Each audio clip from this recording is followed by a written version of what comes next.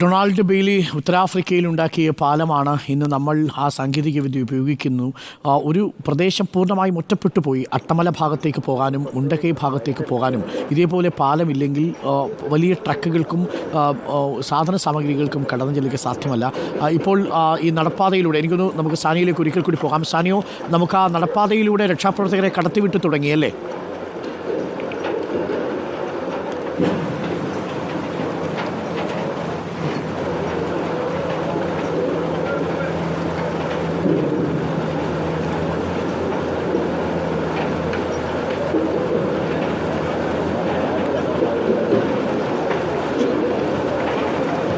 അരുൺ, നടപ്പാതയിലൂടെ നേരത്തെ തന്നെ രക്ഷാപ്രവർത്തകരെ കടത്തിവിട്ട് തുടങ്ങിയിരുന്നു. ഇപ്പോൾ NDRF സംഘമാണ് നടപ്പാതയിലൂടെ പോയിക്കൊണ്ടിരിക്കുന്നത്. അത് പ്രധാനപ്പെട്ട കാര്യമാണ്. അവർക്ക് വേണ്ട വെള്ളം, അവർക്ക് വേണ്ട ഭക്ഷണമൊക്കെ കൊണ്ട് NDRF സംഘം നടപ്പാതയിലൂടെ പോകുന്ന അങ്ങോട്ട് NDRF സംഘത്തിൻ്റെ വിഷ്വൽ എടുക്കാം. NDRF സംഘം പോകുന്ന ദൃശ്യങ്ങളാണ് നമുക്ക് കാണാനാവുന്നത്. അവരവരുടെ പണി ഏകദേശം തുടങ്ങിക്കഴിഞ്ഞു എന്നുള്ളതാണ്. അതായത് ഇനി ഈ കെട്ടിടങ്ങളിലൊക്കെ കുടുങ്ങിക്കിടക്കുന്ന ആളുകളെ NDRFിനാണ് കുറച്ചുകൂടി അവർ ഈ യന്ത്രസാമഗ്രികൾ എത്തുമ്പോഴേക്കും NDRF സംഘം അവിടെ സജ്ജമായിരിക്കുന്നതിന് വേണ്ടിയാണ് അങ്ങോട്ടേക്ക് പോയിക്കൊണ്ടിരിക്കുന്നത്. സ്ട്രെച്ചറുകളും മറ്റും എടുത്തുകൊണ്ട് അവർക്ക് വേണ്ട വെള്ളവും ഭക്ഷണവും മറ്റും കൊണ്ടുപോയിക്കൊണ്ട് കിലോമീറ്ററുകളോളം നടന്നു പോകേണ്ടതുണ്ട്. അങ്ങനെ NDRF സംഘം നടപ്പാതയിലൂടെ പോയിക്കൊണ്ടിരിക്കുകയാണ്. നേരത്തെ നമ്മുടെ അടക്കം സംഘങ്ങളും ഈ നടപ്പാതയിലൂടെ തന്നെയാണ് മുണ്ടക്കൈയിലേക്ക് പോയത്, TV പ്രസാദും സംഘവും അടക്കം. ഇപ്പോൾ പോലീസിൻ്റെ ഒരു സംഘവും ഈ നടപ്പാതയിലൂടെ പോവുകയാണ്. അവരും അങ്ങോട്ടേക്ക് രക്ഷാപ്രവർത്തനത്തിനുള്ള ഇതിനു വേണ്ടി പോകുന്നു. ഈ നടപ്പാതയിലൂടെ ഒരേ സമയം കൂടുതൽ ആളുകൾക്ക് കയറാൻ കഴിയാത്തത് കൊണ്ട് അതിന് നിയന്ത്രണം വെച്ചുകൊണ്ട് അങ്ങനെയാണ് പട്ടാളക്കാർ കടത്തിവിടുന്നത്. ഏതായാലും പോലീസിൻ്റെ സംഘവും അങ്ങോട്ടേക്ക് യാത്ര തിരിക്കുന്നു. NDRF, പോലീസ്, ഫയർഫോഴ്സ് എല്ലാവരും മുണ്ടക്കൈയിലേക്ക് എത്തുന്നു എന്നതാണ് ഏറ്റവും പ്രധാനപ്പെട്ട കാര്യം. ഇനി ഈ ബെയ്ലി പാലം കൂടി നിർമ്മാണം പൂർത്തിയാവുമ്പോൾ അതിൻ്റെ കൂടുതൽ യന്ത്രങ്ങൾ കൂടി അങ്ങോട്ട് എത്തിച്ചാൽ അത് വലിയ തരത്തിലുള്ളൊരു രക്ഷാപ്രവർത്തനത്തിന് ഇന്ന് സാധ്യമാവുമെന്നാണ് നമ്മൾ മനസ്സിലാക്കുന്നത്. നിലവിൽ 3 ഹിറ്റാച്ചികൾ അപ്പുറത്ത് എത്തിച്ചിട്ടുണ്ട്. അത് താൽക്കാലികമായി നിർമ്മിച്ച ഒരു പാലത്തിലൂടെയാണ് 3 ഹിറ്റാച്ചികളും പോയത്. പക്ഷേ ആ പാലം പിന്നീട് വെള്ളത്തിൽ മുങ്ങിപ്പോകുന്ന ഒരു കാഴ്ചയാണ് നമ്മൾ കണ്ടിരുന്നത്. അതിനുശേഷമാണ് ബെയ്ലി പാലം നിർമ്മാണം തുടങ്ങിയത്. ഇനി 25-ലധികം വരുന്ന ഹിറ്റാച്ചികൾ ഈ ബെയ്ലി പാലത്തിലൂടെ വേണം കടത്തിവിടാൻ.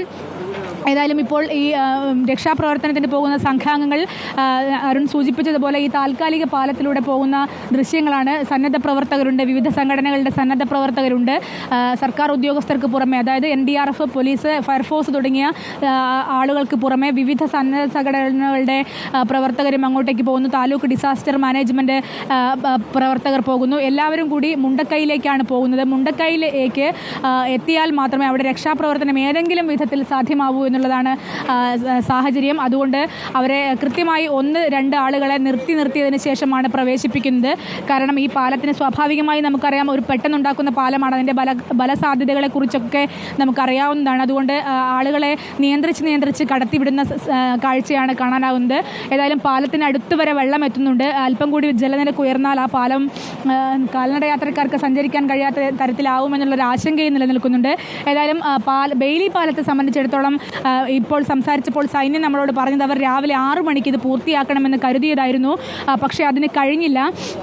ഇപ്പോൾ ഇനി ഉച്ചയ്ക്ക് മുൻപ് മാത്രമേ ഇത് പൂർത്തിയാക്കാൻ സാധിക്കുകയുള്ളൂ എന്നാണ്. കാരണം ഇതിൻ്റെ ഒരു പ്രയാസമുണ്ടായത് പലയിടങ്ങളിലും മണ്ണിടിയുന്നൊരു സാധ്യതയുള്ളതുകൊണ്ട് പാലം താഴ്ന്നു പോകുന്ന ഒരവസ്ഥയുണ്ടായിരുന്നു. അതുകൊണ്ടാണ് പാല നിർമ്മാണം അല്പം വൈകിയത്. ഇപ്പോൾ റണ്ണറുകൾ ഇട്ടിരിക്കുന്നു. ഇനി പ്ലാറ്റ്ഫോമുകൾ ഇടേണ്ടതുണ്ട്, സ്റ്റിഞ്ചറും റിബണും ഇടേണ്ടതുണ്ട്. അതിനുശേഷമായിരിക്കും അതിലൂടെ ഇത് കടത്തിവിടുക.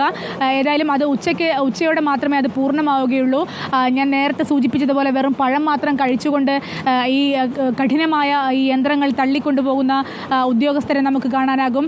ഏതായാലും ഇതൊക്കെയാണ് ഇപ്പോൾ കൂടുതൽ സന്നദ്ധ പ്രവർത്തകർ താൽക്കാലിക പാലത്തിലൂടെ പോവുകയാണ്. മാത്രവുമല്ല നമ്മൾ ദൃശ്യങ്ങളിൽ കാണുന്നത് ഈ ബെയ്ലി പാലത്തിൻ്റെ ദൃശ്യങ്ങളാണ് എന്നുള്ളതാണ് അരുൺ. കൂടുതൽ ഹിറ്റാച്ചികൾ അപ്പുറത്ത് നിന്ന് പണിയെടുക്കുന്നുണ്ട്. ആ ഹിറ്റാച്ചികൾ ഇന്നലെ താൽക്കാലികമായി നിർമ്മിച്ച പാലത്തിലൂടെയായിരുന്നു വന്നിരുന്നത്. വെള്ളത്തിന് അല്പം ഒഴുക്ക് കൂടിയിട്ടുണ്ടെന്നാണ് നമ്മൾ മനസ്സിലാക്കുന്നത്. കാരണം നമ്മൾ വരുന്ന സമയത്തുണ്ടായിരുന്നതിനേക്കാൾ ഒഴുക്ക് അല്പം കൂടിയ ഒരു സാഹചര്യമാണ്. അതായത് പുഴയിലുള്ള വലിയ ഉരുളൻ കല്ലുകൾ മറ്റും ഹിറ്റാച്ചി ഉപയോഗിച്ച് മാറ്റിക്കൊണ്ടിരിക്കുകയാണ്. അപ്പോൾ സ്വാഭാവികമായി ഉണ്ടാകുന്ന ഒഴുക്ക് കൂടലാണ് ഇപ്പോൾ സംഭവിച്ചിരിക്കുന്നതെന്നും മനസ്സിലാക്കുന്നു. ഏതായാലും ഈ വന്നിരിക്കുന്ന ഉരുളൻ കല്ലുകളൊക്കെ കണ്ടാൽ തന്നെ നമുക്ക് ഈ ദുരന്തത്തിൻ്റെ ഭീതി, നേരത്തെ TV പ്രസാദ് അടക്കം സൂചിപ്പിച്ചതുപോലെ ഓരോ ഉരുളൻ കല്ലുകൾക്കും ടൺ കണക്കിന് ഭാരമുള്ള കല്ലുകളാണ്. അവയൊക്കെ ഇങ്ങോട്ട് എത്തുമ്പോഴുണ്ടാകുന്ന ഒരു വലിയ അപകട സാധ്യത. ഇതൊക്കെയാണ് ഇപ്പോൾ ഹിറ്റാച്ചി അവിടെ നിന്ന് പണിയെടുക്കുന്നത്. ആ ഹിറ്റാച്ചി പണിയെടുക്കുന്നത് കൂടി ഒന്ന് കാണിക്കാമെന്ന് തോന്നുന്നു. ഹിറ്റാച്ചി അവിടെ നിന്ന് താൽക്കാലിക ഒരു സംവിധാനം ഒരുക്കുകയാണ് കൂടുതൽ ഹിറ്റാച്ചികൾക്ക് വരാൻ. അതായത് ബെയിലി പാല നിർമ്മാണത്തിന് മുൻപ് തന്നെ ഏതെങ്കിലും തരത്തിൽ ഹിറ്റാച്ചികളെ ഇങ്ങോട്ട് എത്തിക്കാൻ കഴിയുമോ എന്നുള്ള ഒരു പദ്ധതി കൂടി ഇപ്പോൾ നോക്കുകയാണ്. അതായത് ഈ പുഴയ്ക്ക് കുറുകെ ഏതെങ്കിലും തരത്തിൽ മറ്റൊരു സംവിധാനം ഒരുക്കാൻ കഴിയുമോ എന്നുള്ള കാര്യങ്ങളാണ് ഇപ്പോൾ നോക്കിക്കൊണ്ടിരിക്കുന്നത്. അതിനുള്ള പണികളാണ് ആ ഹിറ്റാച്ചി അവിടെ നടത്തിക്കൊണ്ടിരിക്കുന്നത്. അരുൺ. ഓക്കെ, സാനിയ മനോമിയാണ് ഇപ്പോൾ പ്രേക്ഷകർക്കൊപ്പം ചേർന്നത്. ബെയിലി പാലത്തിൻ്റെ നിർമ്മാണം ഇപ്പോൾ പൂർത്തിയായിക്കൊണ്ടിരിക്കുന്നു. ചില മെസ്സേജുകൾ കൂടി വരുന്നു. ഇന്നലെ പ്രേക്ഷകർ കണ്ടൊരു മെസ്സേജാണ്, കുഞ്ഞു കുട്ടികളുണ്ടെങ്കിൽ അവർക്ക് മുലപ്പാൽ കൊടുക്കാൻ ആവശ്യമുണ്ടെങ്കിൽ അത് ആ കുടുംബത്തിൽ നിന്ന് പലരും അതിന് തയ്യാറായി വരുന്നു എന്നുള്ളതാണ്. കേരളം ഒരുമിച്ച് നിൽക്കുന്നു എന്ന് പറയുമ്പോൾ ഇത്രമേൽ ഒരുമിച്ച് നിൽക്കുന്ന ഒരു കാലം 2018 പ്രളയത്തിലും കരിപ്പൂരിലുമൊക്കെ നമ്മൾ കണ്ടതാണ്.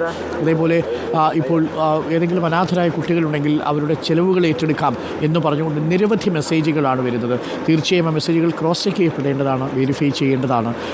ഈ തകർന്നിരിക്കുന്ന മനുഷ്യരെ ചേർത്തുപിടിക്കാൻ ഒരു സമൂഹം പുറത്തുണ്ട് എന്നതിൻ്റെ ആശ്വാസകരമായ കാഴ്ചകളാണ് വരുന്നത്.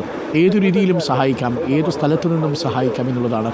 ഇന്നലെ എനിക്ക് കോഴിക്കോട് നിന്നൊരു വ്യാപാരി അയച്ചു തന്നത്, അയാൾ പുതുതായിട്ടെടുത്ത സ്റ്റോക്ക് മുഴുവൻ ഈ വയനാട്ടിലേക്ക് കയറ്റിവിട്ടു എന്നാണ് അയാൾ പറയുന്നത്. അയാൾ ചിരിച്ചുകൊണ്ട് നടന്നു പോവുകയാണ്. മറ്റൊന്നും നമ്മുടെ ക്യാമറ ഫ്രെയിമിലേക്ക് അദ്ദേഹം വരാൻ തയ്യാറായില്ല എന്നതാണ് ഏറെ പ്രധാനപ്പെട്ട കാര്യം. ഒരു പരസ്യത്തിനോ ഒരു PR-നോ വേണ്ടിയല്ല എന്നത് പ്രത്യേകം ശ്രദ്ധിക്കണം.